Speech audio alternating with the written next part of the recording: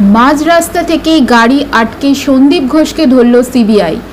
আরজি করের মহিলা ডাক্তার ধর্ষণ ও হত্যার ঘটনার তদন্তে নেমেই সিবিআই ডেকে পাঠিয়েছিলেন তৎকালীন অধ্যক্ষ সন্দীপ ঘোষকে, কিন্তু হাজিরা দেননি সন্দীপ ঘোষ।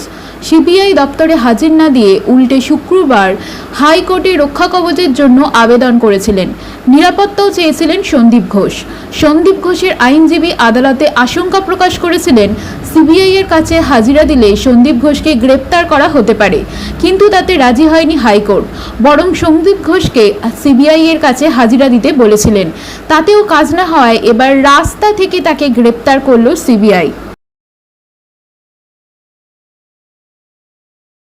প্রসঙ্গত, গত 9ই আগস্ট সকালে আরজি করের চিকিৎসক ছাত্রীর দেহ উদ্ধার হয়। সেদিন থেকেই প্রশ্নের মুখে পড়েছেন সন্দীপ ঘোষের ভূমিকা। বিশেষ করে ওই ছাত্রীর পরিবারকে খবর দেয়া।